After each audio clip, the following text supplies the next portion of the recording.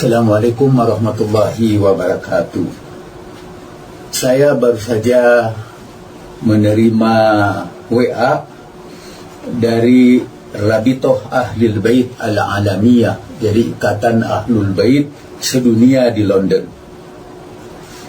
Dia bertanya begini: Sami'na an audatil Habib Rizik Shihab ila Jakarta min as-Saudiyah.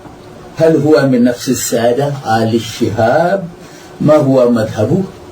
ما هو موقفه من محب أهل البيت عليهم السلام? Baru hari ini saya terima ini.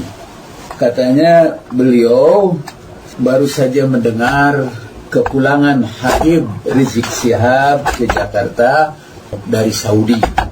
Apakah beliau itu termasuk sadah dari keluarga Shihab, maksud Sayyid dari keluarga Shihab, apa madhabnya dan bagaimana posisinya untuk para pecinta Ahlul Bait alaihimussalam? Saya jawab satu baris saja dari jawaban saya, yang lainnya rahasia, itu taqiyah. Saya bilang, na'am, huwa nafsu sadah min ali Shihab. Betul, memang dia dari keluarga Sayyid, dari keluarga Shihab. Yang lainnya ini kalau di dalam politik, karena saya pernah punya pengalaman, Prof. Zulkifli sebagai politisi itu masuknya dalam political correctness. Jadi tidak saya perbincangkan di sini. Tapi yang saya perbincangkan di sini ialah bahwa perkembangan Ahlul Bait di Indonesia itu menjadi perhatian dunia.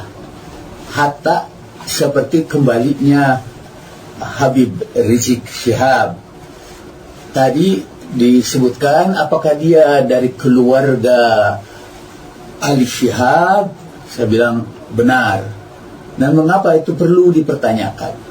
Karena tadi Prof. Zulkifli bicara tentang kesetiaan Alawi. Di Indonesia itu sejak dari dahulu ada kecintaan kepada keluarga Rasulullah Sallallahu Alaihi Wasallam. Dan hanya di Indonesia orang menyebut keturunan Rasulullah itu dengan gelaran Habib. Di tempat lain biasanya disebut Syarif atau Sayyid. Tapi di Indonesia itu disebut dengan gelaran Habib, yang artinya yang tercinta. Jadi jauh di dalam lubuk hati kaum muslimin di Indonesia itu ada kecintaan kepada keluarga Nabi. Dan itu sebetulnya menjadi pengantar atau sebab awal, atau mungkin menurut saya primordial drive untuk kemudian hidup bersama dengan para pengikut Syiah. Itu komentar saya pertama untuk Prof. Zulkifli. Tapi saya ingin untuk menegaskan kembali, walaupun itu jadi masalah buat para pengikut Ahlul Bait di Indonesia sekarang ini, karena banyak dari para Habib itu yang anti Syiah. Jadi banyak di antara para Habib itu yang anti Syiah. Kalau tidak percaya, mungkin Pak Wahid bisa bertanya kepada Habib Bagir di Bondowoso, yang tadi beliau ceritakan dengan sangat menarik. Saya malah tadi mendengarkan Pak Wahid berbicara tentang laporan Syiah itu. Tampaknya beliau mesti diundang pada satu lembaga Syiah internasional seperti di London itu, yang ingin menanyakan perkembangan Syiah di Indonesia yang mutakhir ini. Saya lihat kalau buku Prof. Zulkifli sudah banyak dirujuk karena ditulis dalam bahasa Inggris, jadi sudah masuk dalam literatur internasional. Siapa saja yang mencoba mempelajari Syiah di Indonesia pasti akan merujuk buku Prof. Zulkifli. Tapi untuk perkembangan terakhir kayaknya perlu mereka mendengarkan ini. Saya saja menikmati laporan beliau itu dan saya menemukan hal-hal yang menarik.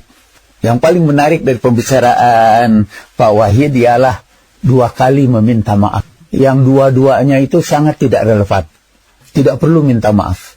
Misalnya, beliau minta maaf bahwa walaupun mempelajari Syiah, dikenal oleh teman-temannya dari Syiah ke Syiah lagi, tapi maaf, saya belum jadi Syiah. Itu maaf yang pertama. Menurut saya itu tidak perlu minta maaf. Karena ada pesan dari pemimpin Syiah ini mereka menyebutnya rahbar, yaitu kepada Sayyid Ali Khamenei. Sayyid Ali Khamenei pernah menghimpun para pendakwah Syiah di seluruh dunia. Dan pesan beliau, janganlah kamu berdakwah mensyiahkan orang. Jadi dilarang betul untuk dakwahnya itu dengan tujuan untuk mensyiahkan orang. Itu bukan dalam catatan para pengikut Syiah untuk membawa orang kepada Syiah. Dan kedua, pesan Sayyid Ali Khamenei, kalau saya nggak salah di dalam buku beliau itu ada disebut juga dalam buku Pak Wahid ini, dalam Dinamika Syiah itu, yaitu rahbar atau imam juga berpesan supaya tidak mengecam rumus atau simbol-simbol Ahlus Sunnah. Saya menerbitkan satu pedoman dakwah, jangankan oleh Sunni, bahkan oleh Syiah sendiri dikritik, dengan judul dahulukan akhlak di atas fikih. Karena menurut saya akhlak itu disepakati oleh semua orang. Dan ini sambil menyambung apa yang disampaikan oleh Prof. Zulkifli. Jadi kita sekarang mengadakan program-program bakti sosial, bekerja sama dengan Ahlus Sunnah. Saya mendirikan rumah sakit kecil. Di samping juga kita di berbagai tempat, Ijabi itu berusaha mengadakan kerjasama dengan berbagai pihak, kadang-kadang berbagai agama. Kita bekerja sama dengan orang Buddha misalnya untuk membantu orang-orang yang miskin, orang-orang yang berkekurangan. Saya malah, maaf menyebutkan sedikit aja, itu ada televisi agama Buddha, namanya, saya mau bacanya Dai, tapi dalam bahasa Cina itu namanya Ta'ai, kata Iqbal yang pernah belajar bahasa Cina. Dalam agama Buddha, cara agamanya itu hanya ada cara kecintaan, bagaimana mereka menyebarkan cinta, bagaimana mereka menyebarkan bantuan kepada semua orang tanpa peduli apa agamanya dan tanpa mengajak kepada ajaran agama Buddha. Tidak ada dakwahnya itu, mari kita masuk agama Buddha, nggak ada. Atau dalam menyebarkan agama Buddha mereka mengecam agama yang lain, enggak. Itu hanya bakti sosial.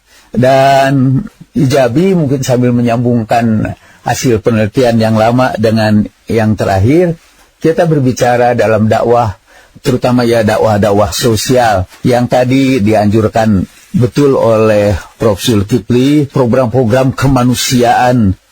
Menurut istilah Prof. Zulkifli juga beragama yang ikhlas. Balik lagi, Pak Wahid tadi menunjukkan permintaan maaf tadi untuk karena tidak jadi Syiah. Nggak usah Pak, malah nggak perlu jadi Syiah. Jadi sambil mengikuti Prof. Zulkifli, jadi Syiah itu berat Pak. Dan menurut saya yang beratnya itu persiapan mental sebetulnya. Karena begitu jadi Syiah, kita akan menghadapi berbagai bencana. Bencana yang tidak layak sebetulnya kita terima. Berbagai penindasan dan sebagainya. Imam Ali Salamullahi alaihi ketika didatangi orang, ya Amirul Mu'minin uhibbuk, wahai Amirul Mu'minin aku cintai engkau. Dan kata Imam Ali, man ahabbana fal yattakhidh al-bala'a jilbaban. Barang siapa yang mencintai kami, maka siapkanlah berbagai bencana, berbagai ujian sebagai busananya. Jadi harus bersiap-siap menghadapi ujian. Jadi tidak usah. Dan belum tentu jadi Syiah itu lebih selamat. Yang menyelamatkan kita ialah beragama secara ikhlas. Saya jadi pengikut Prof. Zulkifli. Mau agamanya apapun, pahamnya apapun, tapi beragamalah secara ikhlas. Apa ciri agama secara ikhlas itu?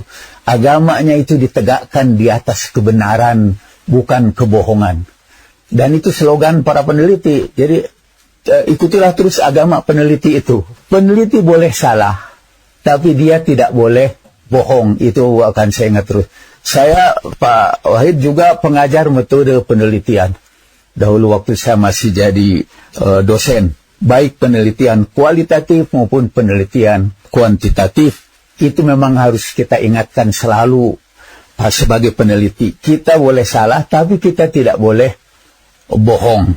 Nah, agama harus di atas dasar kebenaran dan bukan kebohongan. Jadi kalau ada orang menyebarkan tentang Syiah dalam bentuk kebohongan, kami percaya bahwa pada akhirnya kebohongan itu tidak bisa dipertahankan. Akhirnya penelitian Bapak juga membuktikan bahwa kebohongan-kebohongan yang secara intensif dipromosikan di berbagai tempat akhirnya kan mengalami, dan orang-orang yang meneliti dengan jujur tadi akan menemukan pada akhirnya. Mohon maaf, satu tambahan kecil lagi. Di Saudi itu ada dosen di Universitas Malik Saud, namanya Dr. Farhan Al-Maliki. Beliau pengajar usul fikih, pengajar tarikh, mengajar ilmu-ilmu Islam yang rada berat juga termasuk hadis. Beliau sempat ditanya orang-orang Saudi tanya, para mahasiswanya tanya, mengapa banyak orang-orang pintar di antara kita ini menjadi Syiah? Maka jawaban beliau, itu kesalahan kita. Karena kita sebarkan kebohongan. Lalu orang-orang pintar itu melakukan penelitian. Dan terbuktilah bahwa kita ini pembohong. Akhirnya mereka kehilangan kepercayaan kepada kita. Jadi bagi kita, maksud saya berbicara sekarang sebagai Syiah, walaupun saya tidak yakin tentang kesyiahan saya. Saya selalu berkata, biarkan mereka menyebarkan kebohongan. Dan jangan lawan dengan kebohongan lagi. Biarkan mereka menyebarkan kecaman, tapi tidak kita jawab dengan kecaman lagi. Karena nanti orang-orang akan meneliti sendiri tentang bohongnya kebohongan itu, dan akhirnya mereka kehilangan kepercayaan. Jadi kepada saudara-saudara saya pada ahli sunnah, marilah kita berdialog di atas kebenaran, di atas hasil-hasil penelitian, di atas fakta. Karena kalau kita berbohong, kebohongan itu akan menjadi bumerang yang akan memukul kita.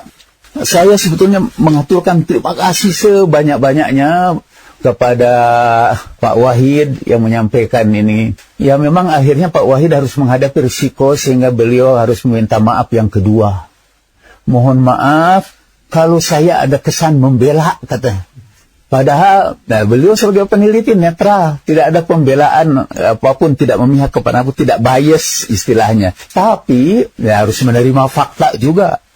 Fakta bahwa banyak kebohongan dilaporkan tentang Syiah itu.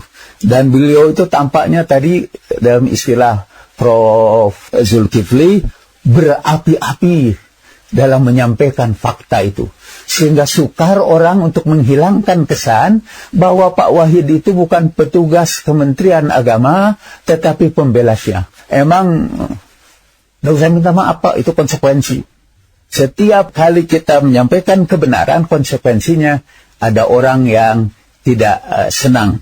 Kalau kita bawa lampu di malam hari, pasti ada orang yang sakit mata, yang merasa terganggu dengan cahaya lampu yang kita bawa itu. Karena dari segi tertentu apa yang disampaikan oleh Pak Wahid itu juga seakan-akan menimbulkan kesan bahwa beliau itu membela Syiah. Ini sebetulnya catatan terakhir yang saya buat di sini. Tapi sekali lagi terima kasih Pak atas penelitian-penelitian yang Bapak lakukan.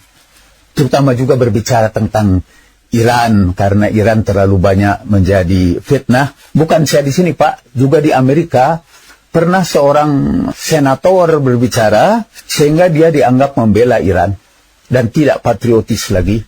Itu hanya karena kata dia buktikan siapa yang mengebom World Trade Center itu Saudi. Tapi kenapa kalian musuhi Iran?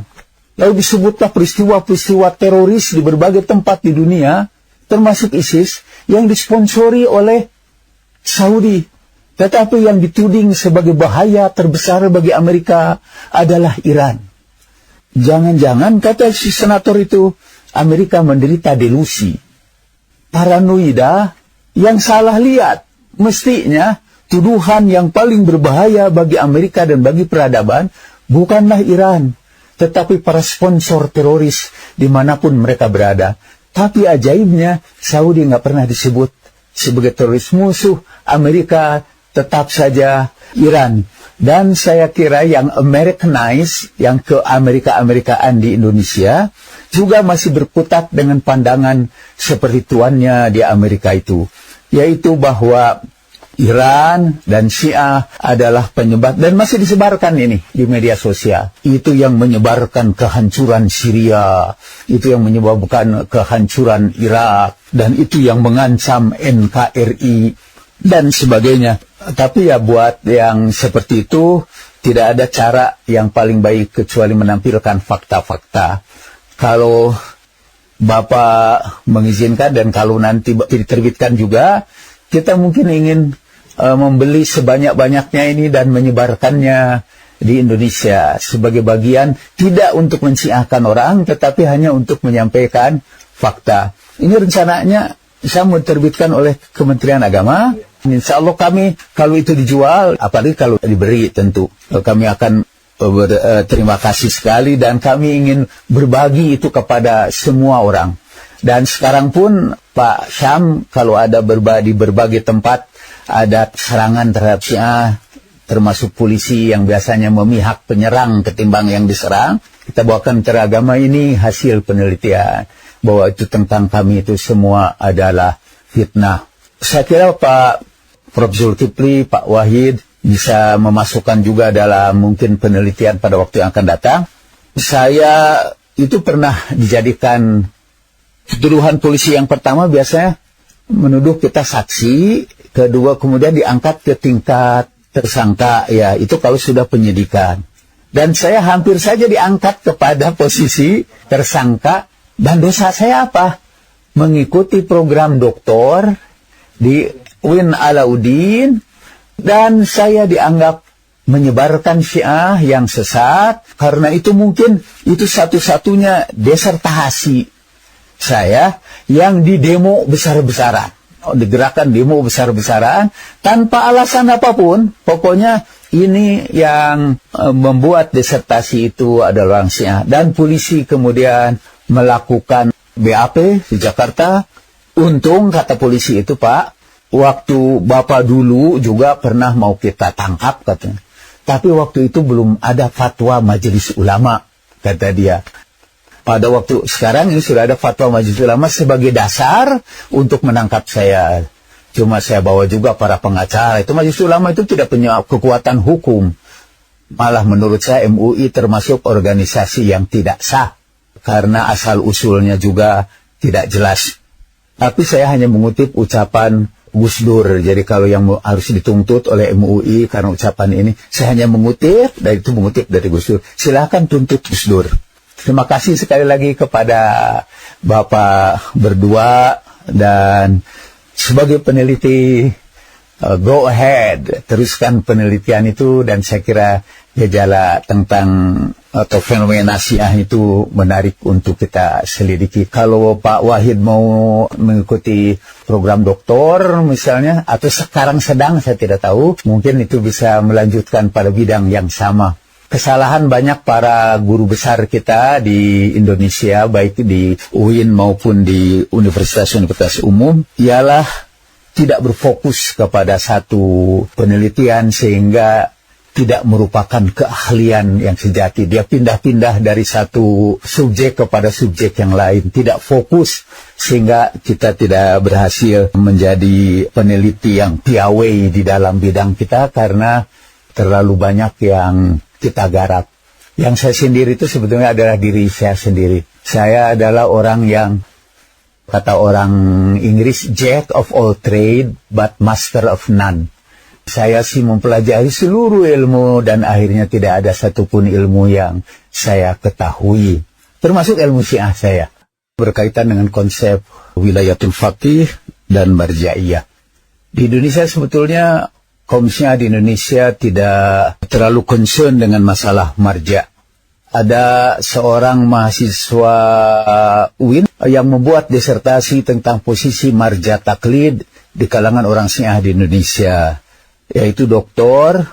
Zuhdi, Allah yarham, yang baru juga meninggal dunia. Beliau meneliti khusus tentang posisi marja'iyah atau kemarjaan di Indonesia. Tapi sepanjang pengalaman saya, marja' tidak menjadi perhatian penting di sini. Lalu hubungannya dengan Sayyid Ali Khamenei menurut saya sama sekali tidak ada hubungan politik atau afiliasi politik, tapi lebih mungkin bagi sebagian orang Syiah di Indonesia, ada yang mengikuti marja Sayyid Al-Khamenei, ada yang mengikuti marja Sayyid Sistani, ada yang mengikuti marja Sayyid Hussein Fadlullah. Tapi di sini, atau paling tidak sepanjang yang saya ketahui, diijabi marjanya boleh siapa saja. Lalu yang nggak punya marja juga dan tidak sadar bahwa punya marja juga, nggak apa-apa juga. Kita tidak mengikuti marjaiyah seperti yang berada di negara-negara Syiah yang lain. Soalnya juga kayaknya belum ada juga yang mengeluarkan humus dan memberikannya kepada marja di sana. Belum ada yang jadi pengusaha besar multinasional yang menjadi Syiah dan kemudian memberikan humusnya kepada Syiah internasional. Saya kira tidak ada. Begitu juga bantuan internasional terhadap Syiah di Indonesia hampir tidak ada. Kecuali yang sangat kasuistik, misalnya kalau mereka mau mengadakan seminar di sini. Bagaimana masa depan Syiah? Saya kira itu yang lebih penting dan menjadi perhatian kami. Masa depan Syiah di Indonesia. Satu, saya akan bawa teori ilmiah. Teori ilmiah itu didasarkan kepada apa yang terjadi sekarang, dan berdasarkan data-data sekarang, diramalkan apa yang akan terjadi di waktu yang akan datang. Dan teori ilmiah biasanya dimulai dengan if, then. Jika ini, maka begini. Saya mau mengumumkan satu teori ilmiah saja. Satu, jika kebohongan terus-menerus disebarkan tentang Syiah di Indonesia, maka Syiah di Indonesia mempunyai masa depan yang cemerlang. Artinya, berdasarkan teori ini, kalau terus-menerus kebohongan itu dijalankan, dan orang kemudian tertarik untuk melakukan penelitian. Kalau di dalam teori komunikasi, karena saya orang komunikasi, ada yang disebut agenda setting. Agenda setting itu, apa yang dibicarakan dalam media, akan dibicarakan juga oleh masyarakat. Dahulu Syiah tidak pernah dibicarakan di masyarakat. Tapi karena media kemudian menampilkannya, maka kemudian Syiah jadi pembicaraan di tengah masyarakat. Dan itu tahap awal itu dalam dakwah itu, yaitu topik dakwah kita menjadi pembicaraan masyarakat. Itu Nikita Mirzani sekarang tiba-tiba jadi populer dan viral karena dia mengemukakan hal yang kontroversial dan dibicarakan oleh netizen. Selama Syiah masih terus dibicarakan dan dibicarakannya dengan penuh kebohongan, maka masa depan Syiah itu akan cemerlang. Ini sekaligus menghibur orang-orang Syiah yang tersiksa karena kebohongan yang didengar dari media sosial. Kalau saya menikmati itu kebohongan-kebohongan itu. Itu tanda masa depan Syiah kita yang gemilang. Yang kedua ini, karena saya jelek-jelek ustadz juga ya. Jadi ini jawaban diniyah, artinya berdasarkan teks-teks. Nah ini dalam surat Ar-Ra'du, surat 13 ayat 17, Allah menggambarkan bahwa proses kebenaran itu turun seperti air dari langit, dan bagian dari air itu ada yang berupa buih. Juga logam-logam yang kemudian dibentuk misalnya menjadi besi. Nah ketika pembentukan besi itu juga logam-logam itu dibuat menjadi senjata. Al-Quran akan menyebut tentang hadid, fihi, ba'sun, syadid. Nah itu dari logam itu juga kalau diolah akan keluar buihnya. Dan kemudian Allah menutupnya dalam ayat yang rada panjang ini, auzubillahi minasyaitonirrajim, fa amma az-zabadu fayadhhabu jufaa wa amma ma yanfa'un nas fayamkutu fil ard kadzalika yadribullahu al-amthal. Demikianlah Allah membuat perumpamaan bagi yang benar dan yang batil. Adapun buih itu akan hilang sebagai sesuatu yang tidak ada harganya. Adapun yang memberi manfaat kepada manusia, maka ia tetap di bumi. Demikian Allah memberikan perumpamaan-perumpamaan. Dirumuskanlah dari tafsir ayat ini, kalau Syiah ini tidak ingin menjadi buih, maka kehadirannya harus mendatangkan manfaat bagi orang-orang di sekitarnya. Dan itu tadi yang jadi saya kira disampaikan oleh Prof. Zulkifli, Pak Wahid. Syiah akan memiliki masa depan yang cemerlang kalau menurut Al-Quran jika kita tidak menjadi buih yang tidak bermanfaat. Tapi kehadiran kita bukan kehadiran Buih, tapi kehadiran yang mendatangkan manfaat kepada orang-orang di sekitarnya. Terima kasih. Dan itu penutup kita ya.